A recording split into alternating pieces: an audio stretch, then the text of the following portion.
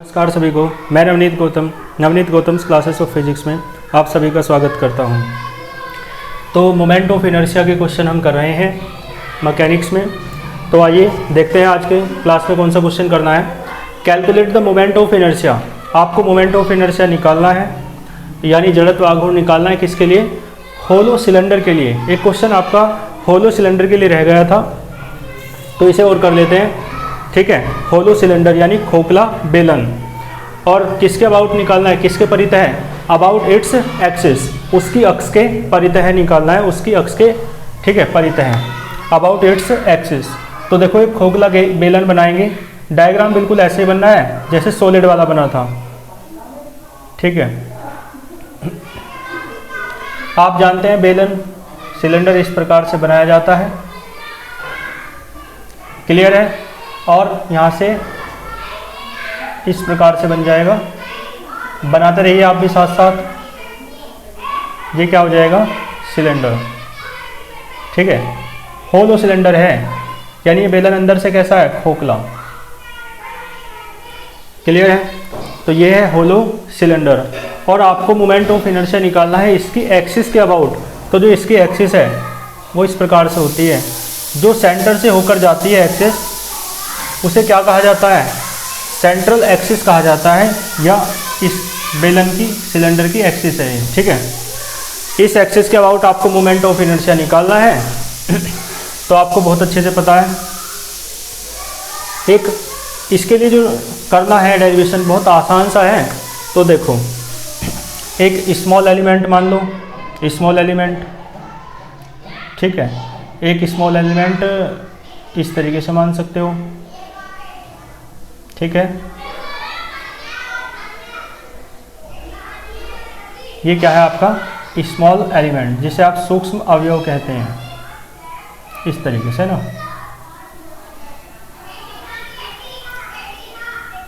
Clear है? तो ये स्मॉल एलिमेंट है, और उस साइड का भी दिखा लो चाहे। हाँ, बल्कि इस तरीके दिखाना है। दोनों देखो इस तरीके से, इससे मिलाना है और इसे इससे मिलाना है। तो देखो डॉटेड करके मिलाओ, क्योंकि पिछला वाला भाग आपको दिखेगा नहीं। ठीक है, तो बाहर वाले को बाहर वाले से मिलाया, तो अंदर वाले को डॉटेड करके अंदर वाले से मिला दो, है ना, इस तरीके से। ठीक है, तो ये पीछे वाला भाग है, और यहाँ से दिखेगा नहीं, तो आप यहाँ दिखाएंगे भी नहीं। ठीक है, इस तरीके से। और यहाँ से आप देखेंगे, देखो वो जो सॉलिड के लिए कराया था मैंने, उसमें जो एक्सिस थी, आप यानी जिस एक्सिस के अबाउट निकाल रहे थे, वो एक्सिस इस तरीके से थी। ठीक है, तो उसके लिए करना काफ़ी आपको कॉम्प्लिकेटेड पड़ा था, लेकिन इसके लिए आसान क्यों है? क्योंकि इस वाली एक्सिस के अबाउट निकालना है, इस वाली एक्सिस के अबाउट नहीं निकालना है। ठीक है, तो इसलिए इस एक्सिस के अबाउट निकालोगे तो बहुत आसान है। देखो, आप देखो ये सिलेंडर है, कैसा सिलेंडर है? Hollow cylinder. और इसका जो स्मॉल एलिमेंट है, काट के निकालोगे तो रिंग निकलेगा या नहीं? रिंग निकलेगा। ठीक है, क्योंकि ये कैसा है? अंदर से खोखला है, तो काट के बाहर निकालोगे तो रिंग निकलेगा। इसका मतलब है ये सिलेंडर जो है ऐसे ऐसे बहुत सारे रिंग से मिलकर बना हुआ है। ठीक है, तो आप एक काम करो, इस रिंग के लिए मोमेंट ऑफ इनर्शिया निकाल दो, और फिर उसका क्या कर दो? इंटीग्रेशन कर दो, या सबको जोड़ दो डायरेक्ट। ठीक है, तो किसके लिए आ जाएगा? पूरे सिलेंडर के लिए आ जाएगा। ठीक है, तो पहले मोमेंट ऑफ इनर्शिया निकालेंगे, आपको पता है, इस स्मॉल एलिमेंट के लिए, और फिर उसका इंटीग्रेशन कर देंगे। यानी इंटीग्रेशन का मतलब होता है ऐड करना, यानी फिर इसके ऐसे बहुत सारे होंगे ना, तो उन सब के लिए मोमेंट ऑफ इनर्शिया को जोड़ दोगे, तो पूरे सिलेंडर का, होलो सिलेंडर का मोमेंट ऑफ इनर्शिया आ जाएगा। ठीक है, तो पहले आपको इसका मास पता होना चाहिए। देखो पूरे सिलेंडर का मास मान लो कैपिटल M है। ठीक है, पूरे सिलेंडर की जो रेडियस है वो मान लो कितनी है? कैपिटल R है। और ये है, क्या नाम है इसका? Small element. मान लो इसका मास कितना है? Small m। ठीक है, और आप देखेंगे इसकी भी रेडियस कितनी मिलेगी आपको?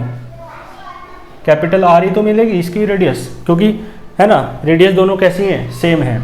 तो पहले आप इसका मोमेंट ऑफ इनर्शिया निकाल लो। ये रिंग है, और रिंग का मोमेंट ऑफ इनर्शिया निकालना आप जानते हो बहुत आसानी से, मतलब फॉर्मूला जानते हो। आई बराबर एम आर स्क्वायर होता है, ठीक है ना।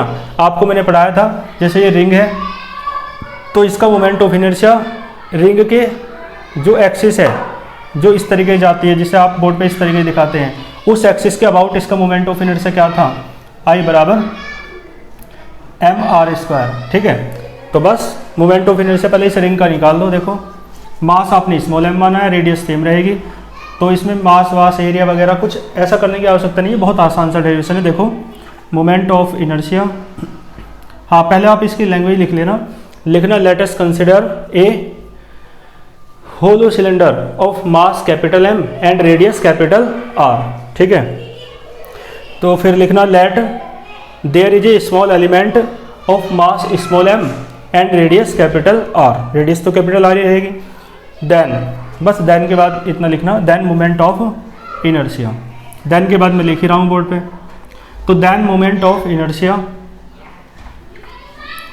किसके लिए, ऑफ दिस एलिमेंट, इस एलिमेंट के लिए, ऑफ दिस एलिमेंट। और आप देखेंगे ये एलिमेंट क्या है, ये एलिमेंट है रिंग, यानी रिंग के लिए कितना हो जाएगा, आपको पता है एम आर स्क्वायर होता है, रिंग का मास एम है और रिंग की जो रेडियस है वो कैपिटल आर है, तो एम आर स्क्वायर, ठीक है। और अब आपको मोमेंट ऑफ इनर्शिया किसके लिए निकालना है, पूरे सिलेंडर के लिए, ठीक है। देन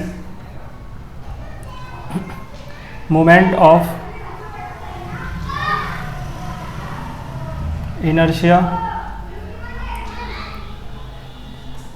ऑफ क्या है, ये होलो सिलेंडर है, खोखला बेलन है, होलो सिलेंडर, ठीक है जी। तो आप आई से डिनोट कर लो। और मैंने कहा भाई एक के लिए आपने निकाल दिया, और ऐसे तो बहुत सारे एलिमेंट हैं इसमें, तो यानी एक के लिए जितना है उन सब के लिए है ना क्या हो जाएगा, ऐड हो जाएगा। और ऐड होने के लिए इंटीग्रेशन आता है, लेकिन यह इंटीग्रेशन की जरूरत नहीं पड़ेगी, सिग्मा आ जाएगा सीधा सा, जैसा मैंने रिंग के लिए करके बताया था आपको, रिंग के लिए करा था ना, तो भी इस छोटे से मेथड को ही यूज किया था, सिग्मा वाला। सिग्मा लगा लो तो सिग्मा, ठीक है। और सिग्मा का मतलब है जोड़ना, और किसे जोड़ रहे हो, इसे। भाई ऐसे बहुत सारे हैं ना, देखो एक ये रहा, एक ये रहा, एक ये रहा, एक ये रहा, ऐसे बहुत सारे हैं, तो सब एक का मोमेंट ऑफ इनर्शिया निकाल दे, एक रिंग का, एक एलिमेंट का, तो ऐसे बहुत सारे एलिमेंट हैं, उन सबके मोमेंट ऑफ इनर्शिया को जोड़ दो। जोड़ने का मतलब सिग्मा, सिग्मा सम होता है, तो इसका मतलब है किसे जोड़ दें, सिग्मा का मतलब जोड़ना, और किसे जोड़ दें, रिंग के एलिमेंट को, यानी स्मॉल एलिमेंट, वो रिंग के मोमेंट ऑफ इनर्शिया को, यानी स्मॉल एलिमेंट के मोमेंट ऑफ इनर्शिया को, ठीक है। तो इसे जोड़ दिया जाएगा।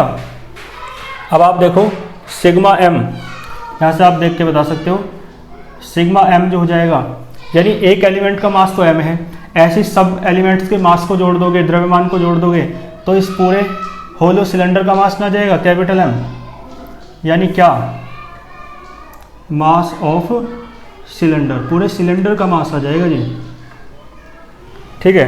तो देखो यहाँ से सिग्मा एम की जगह आप क्या रख सकते हो, कैपिटल एम रख सकते हो, ठीक है। तो आई बराबर क्या आ जाएगा, सिग्मा, ओ सिग्मा एम तो कितना हो गया, कैपिटल एम, तो डायरेक्ट आई बराबर क्या आएगा, एम आर इसका।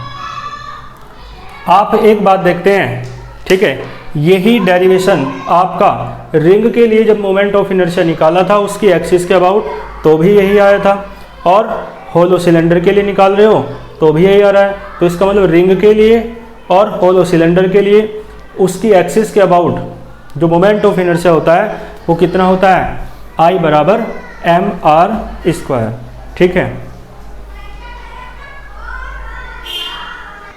ठीक है, इसे आप नोट कीजिए, फिर मैं रफ करके आगे चलता हूँ। आइए चलते हैं आगे।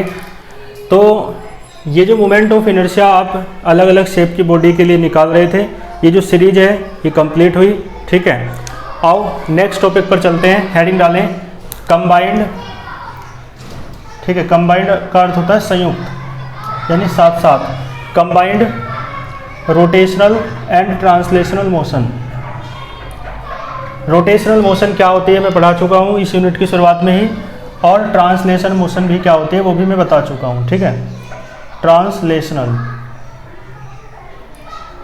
मोशन, ठीक है, combined rotational and translational motion. तो कंबाइंड यानी संयुक्त, और रोटेशनल यानी घूर्णन, ट्रांसलेशन यानी स्थानांतरीय, और मोशन यानी गति। तो आप लिख लेना, लिख सकते हो, मतलब लिखना चाहो तो संयुक्त, घूर्णन तथा स्थानांतरीय गति। ठीक है, चलो, यानी घूर्णन गति क्या होती है, रोटेशनल मोशन क्या होती है, मैं आपको बता चुका हूँ। रोटेट करना, किसी बॉडी का घूमना, देखो ऐसे जैसे रोटेट कर रहा है ना, घूम रहा है इस तरीके से, ये होती है रोटेशनल मोशन। अपने ही स्थान पर इस तरीके से घूमना क्या कहलाता है, रोटेशनल मोशन कहलाता है, या रोटेशन कहलाता है, जिसे आप घूर्णन गति या घूर्णन कहते हैं। और ट्रांसलेशनल मोशन क्या होती है, एक तरीके से आगे की तरफ चलना एक ही लाइन में। ट्रांसलेशनल मोशन को लीनियर मोशन भी कहते हैं, रेखीय गति भी कहते हैं, स्थानांतरित गति को। ठीक है, तो यानी आगे की ओर चलना, एक सीधी रेखा के अनुदिश चलना। ठीक है, मोशन एलोंग स्ट्रेट लाइन, तो वो क्या होता है, ट्रांसलेशनल मोशन। तो अब दोनों मोशन को साथ साथ डिस्क्राइब करना है, बात करनी है दोनों की मोशन के साथ साथ। तो आप मान के चलेंगे ये क्या है, कोई तल है, प्लेन है, इस पर कोई बॉडी लुढ़क रही है। लुढ़कना समझते हैं आप, एक तो होता है फिसलना, एक होता है लुढ़कना, यानी रोलिंग। कैसी बॉडी है, रोलिंग बॉडी है, लुढ़कती हुई वस्तु है कोई, रोलिंग बॉडी। और जैसे कि आप मान सकते हो, जैसे कि क्या एग्जाम्पल गिवन, एग्जाम्पल की बात करें तो क्या बेलन मान सकते हो, सिलेंडर। ठीक है, सिलेंडर है, ठीक है, ऐसे है, सामने से तो ऐसे ही दिखेगा ना, पर वैसे है तो ऐसे, लेकिन सामने से तो ऐसे दिखेगा। तो एक रोलिंग बॉडी है, यानी एक लुढ़कती हुई वस्तु है, जैसे कि सिलेंडर। ठीक है, यानी बेलन। तो आप देखें इसका देखो, ये तो क्या है, ये तो कोई प्लेन है जिस पर ये लुढ़क रही है ना, रोलिंग कर रही है। और ये क्या है, इसका आपको पता होता है सेंटर ऑफ मास। ठीक है, तो ये दो तरीके की मोशन कर रही है। लुढ़कने में दो प्रकार की मोशन होती है। मान लो इस तरफ चल रही है, तो एक तो ये घूम भी रही है, इस तरीके से घूम भी रही है ना, आगे आगे चल रही है, घूम घूम के, जैसे पहिया चलता है। ठीक है, एक तो घूम भी रही है, यानी रोटेशन भी हो रहा है, रोटेशनल मोशन हो रही है, और साथ में घूम घूम के आगे भी तो चल रही है, तो यानी ट्रांसलेशन मोशन भी हो रही है। ठीक है, स्थानांतरीय रेखीय गति भी हो रही है। ठीक है, तो इसकी काइनेटिक एनर्जी यदि आप निकालेंगे तो क्या हो जाएगा। ठीक है, तो लेट अस कंसिडर, मैं लिख दूंगा बहुत अच्छे से इसके बारे में नोट्स में। तो late us consider A body of mass capital M। इसका मास कितना मानो, कैपिटल M। ठीक है, late us consider A body of mass capital M is rolling, rolling माने लुढ़क रही है, इज रोलिंग। ठीक है, ऑन एन या ऑन ए प्लेन, किस पर, प्लेन पर, एक समतल है, एक तल है ना, ऑन ए प्लेन। क्लियर है, किसी प्लेन पर लुढ़क रही है, बस इतनी सी बात है। और कहो विद, देखो ध्यान देना, एंगुलर वेलोसिटी ओमेगा, इसका कोणीय वेग कितना है, ओमेगा मान सकते हो, क्योंकि ये घूम भी तो रही है इस प्रकार से, तो इसकी एंगुलर वेलोसिटी कोणीय वेग कितना मानो, ओमेगा। ठीक है, और देखो सेंटर ऑफ मास ये है, तो सेंटर ऑफ मास जो एक्सिस होगी उसके अबाउट जो मोमेंट ऑफ इनर्शिया होगा इसका, वो ICM होगा। सेंटर ऑफ मास से जो एक्सिस जाती है, ठीक है, उस एक्सिस के अबाउट इसका मोमेंट ऑफ इनर्शिया ICM होगा। ठीक है, और पूरी बॉडी की जो लीनियर वेलोसिटी है, जो ट्रांसलेशनल मोशन के कारण वेलोसिटी है आगे की तरफ, वो v है, लेकिन वेलोसिटी पूरी बॉडी की कंसिडर करते हैं वही, देखो पूरी बॉडी की वेलोसिटी को वो वेलोसिटी मान लेते हैं जो सेंटर ऑफ मास की होती है, जो द्रव्यमान केंद्र की होती है, यानी ये, और तो इसे क्या मान लो, VCM। क्योंकि बॉडी आगे की तरफ भी चल रही है ना, तो पूरी बॉडी की वेलोसिटी यानी कि सेंटर ऑफ मास की, वो सेंटर ऑफ मास की वेलोसिटी, दोनों को एक ही माना जाता है। ठीक है, तो इसकी सेंटर ऑफ मास की वेलोसिटी कितनी मान ली, VCM। ठीक है, वेलोसिटी यानी वेग। तो देखो बस, तो मैंने लिखवा दी है लैंग्वेज, और बाकी इनका जिक्र करना है। The angular velocity of body is omega, linear velocity of centre of mass is VCM। ठीक है, मास की बात करी थी, moment of inertia about centre of mass axis is ICM। तो इसकी जो काइनेटिक एनर्जी है, देन काइनेटिक एनर्जी यानी गतिज ऊर्जा, तो then kinetic energy of this rolling body, या दिस भी हटाओ, of rolling body, kinetic energy of rolling body, कैसी बॉडी है, लुढ़कती हुई, रोलिंग बॉडी अबाउट, हाँ रोलिंग बॉडी, और कहाँ लुढ़क रही है, ऑन ए प्लेन, किसी तल पर लुढ़क रही है, ठीक है।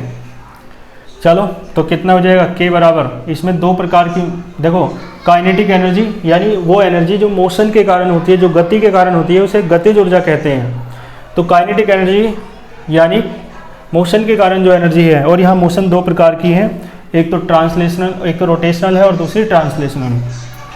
तो काइनेटिक एनर्जी भी दो प्रकार की हो जाएगी, के रोटेशनल यानी घूर्णन गतिज ऊर्जा, और दूसरी के ट्रांसलेशनल यानी क्या बोलेंगे, स्थानांतरीय गतिज ऊर्जा, ठीक है। तो ये क्या है, के ट्रांसलेशनल। और आपको दोनों के फॉर्मूले मैंने लिखवा रखे हैं, इसका तो जानते ही हो आप, के बराबर हाफ mv² होता है, और इसका भी मैंने प्रूफ करा दिया था, के बराबर हाफ आई ओमेगा स्क्वायर, याद होगा आपके, ठीक है। तो यहाँ क्या जाएगा, हाफ आई की जगह ICM मान रखा है, ICM omega square plus half m, पूरे बॉडी का मास है कैपिटल M, और v की जगह VCM स्क्वायर, ठीक है।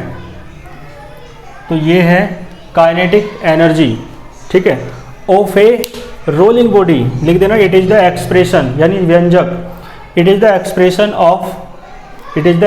Of kinetic energy. Kinetic energy किसकी है, it is the expression of kinetic energy of A rolling body, किसी लुढ़कती हुई वस्तु की गतिज ऊर्जा का व्यंजक है, ठीक है। तो बस ये डेरिवेशन तो नहीं था, ये तो थोड़ा सा कॉन्सेप्ट था एक, कि कंबाइंड मोशन कैसी होती है।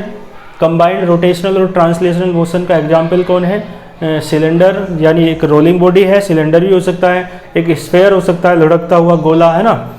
तो वस्तु तो कैसी भी हो सकती है जो लुढ़क सकती है, ठीक है। उदाहरण किसका लिया, सिलेंडर का, बेलन का। तो यहाँ तक नोट करो।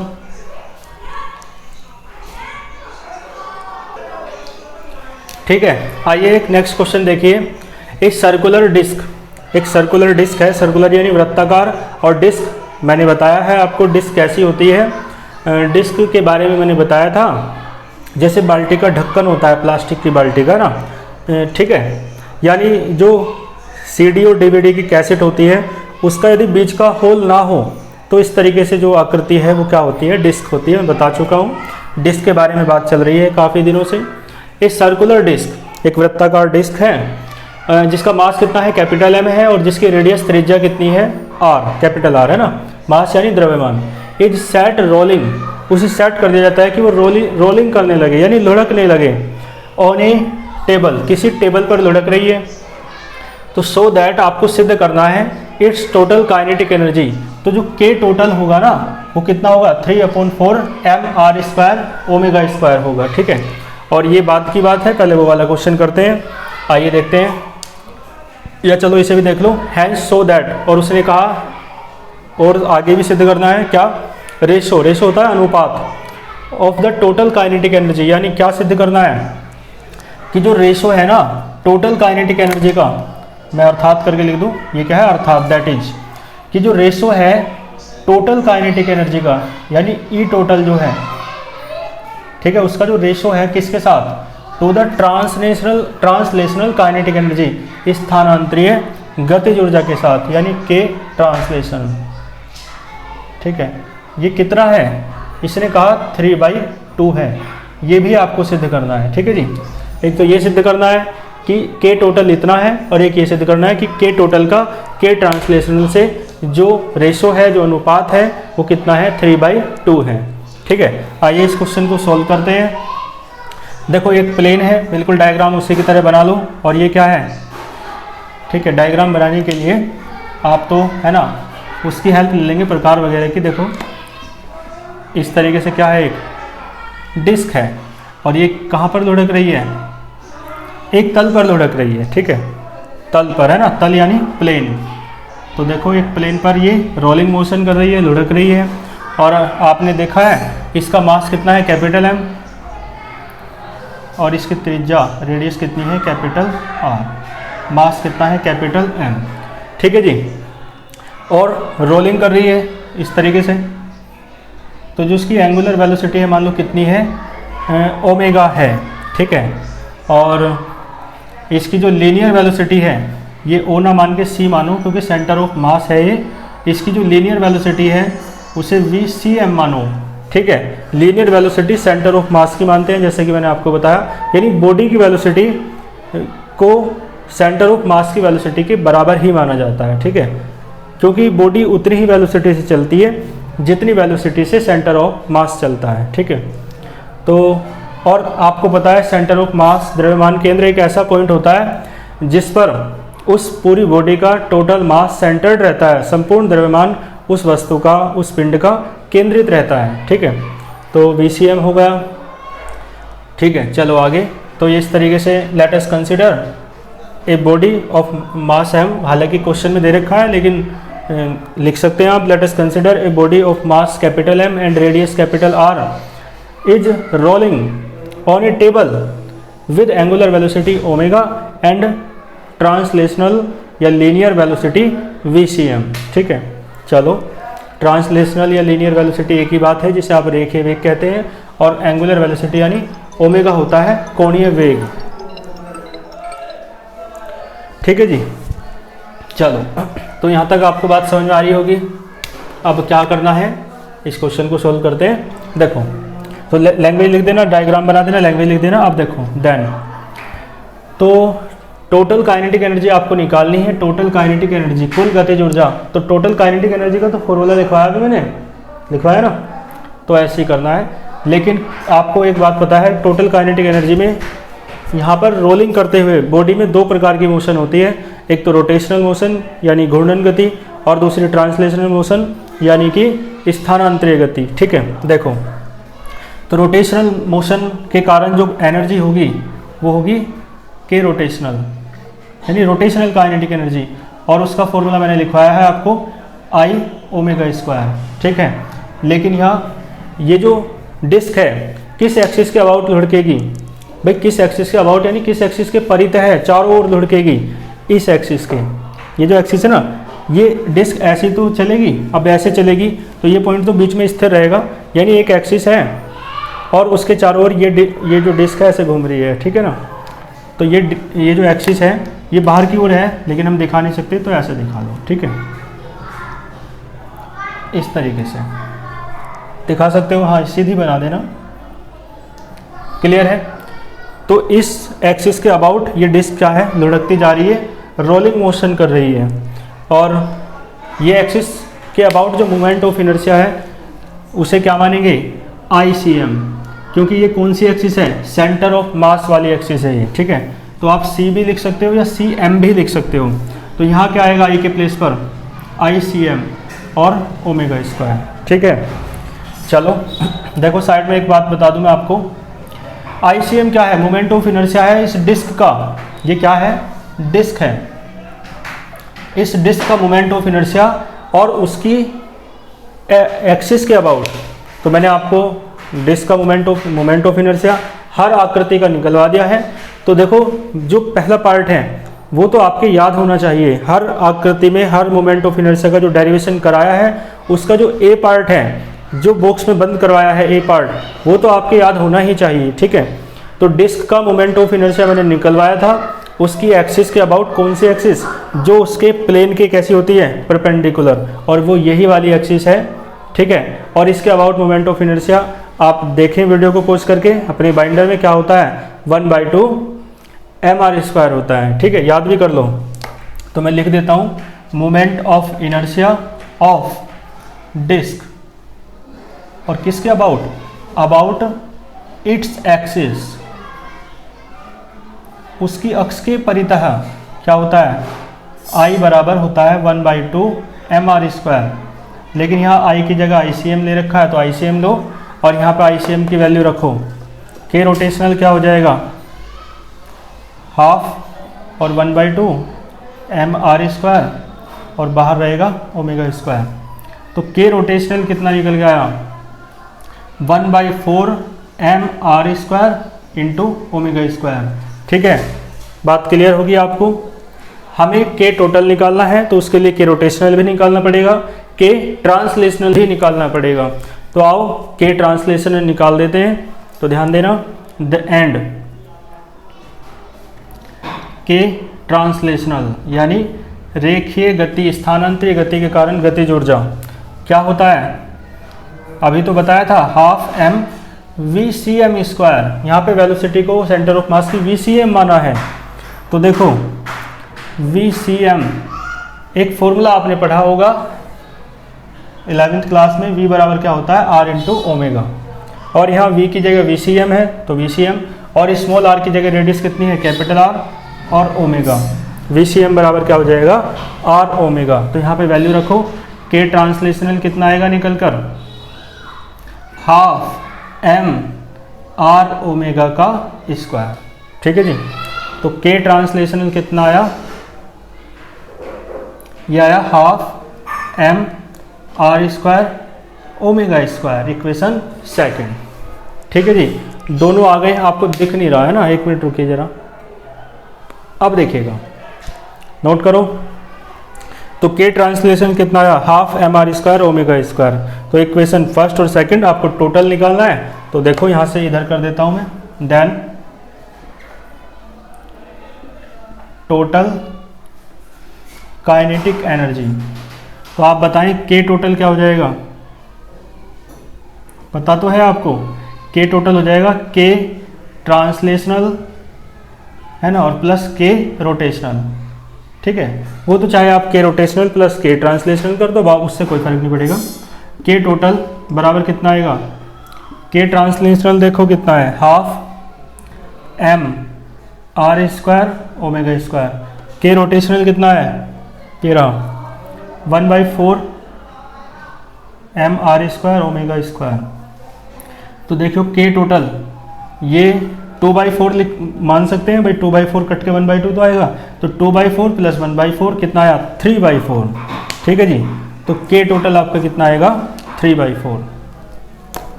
देखो तो के टोटल बराबर कितना आया, ये आ जाएगा 3/4 M R square omega square. और आप देखेंगे आपको यही तो प्रूफ करना था, तो ये प्रूव्ड हो गया। ठीक है, देखो लिखा था it's total kinetic energy is 3/4 M R square omega square, 3/4 M R square omega square.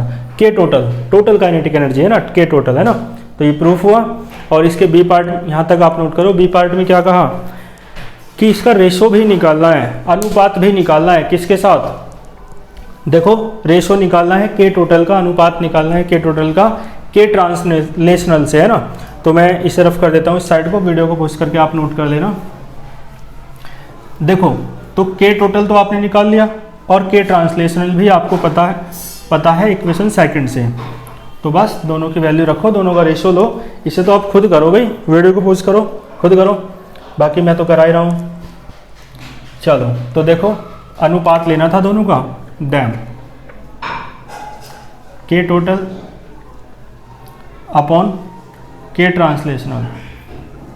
देखो के टोटल कितना आया, वो रहा 3/4 M R square omega square, और के ट्रांसलेशनल देखो सेकंड इक्वेशन में हाफ, देखो ये रहा half M R square omega square, है ना। इक्वेशन सेकंड में देखो के ट्रांसलेशनल, तो देखो ये सारा कट जाएगा।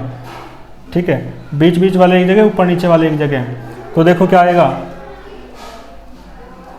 6/4 और 3 2 जा 6, वो 2 से 2 2 जा 4, 2 3 जा 6, तो 3/2 आया ही नहीं। दोनों का रेशो कितना आया, अब इसे थोड़ा लिख लो सही से, दोनों का रेशो कितना आया, के टोटल है ना अपॉन के ट्रांसलेशनल बराबर कितना आया 3/2। ठीक है जी, हैंस प्रूव्ड, ये भी प्रूव्ड हो गया, दोनों प्रूव्ड हो गए। तो ये क्वेश्चन कंप्लीट हुआ। आपको इसमें कोई भी दिक्कत नहीं होगी, क्वेश्चन अच्छा था, आसान था, इंटरेस्टिंग था। ठीक है, तो चलो आज के लिए इतना ही रखते हैं, मिलते हैं फिर नेक्स्ट लेक्चर में। अच्छे से पढ़ते रहिए, पीडीएफ नोट्स आपको मिल रहे हैं व्हाट्सएप ग्रुप में, आप ग्रुप को ज्वाइन कर सकते हैं, वीडियो के डिस्क्रिप्शन बॉक्स में लिंक दिया हुआ है। और साथ साथ अच्छे से तैयारी करते चलें, और अपने जो डाउट्स हों, क्वेरीज हो, अपनी कुछ समस्याएं हों आपकी, है ना, शंकाएं हों, उन्हें मुझ तक पहुंचाइए। ठीक है, मिलते हैं फिर नेक्स्ट लेक्चर में, अच्छे से पढ़ते रहिए। All the very best.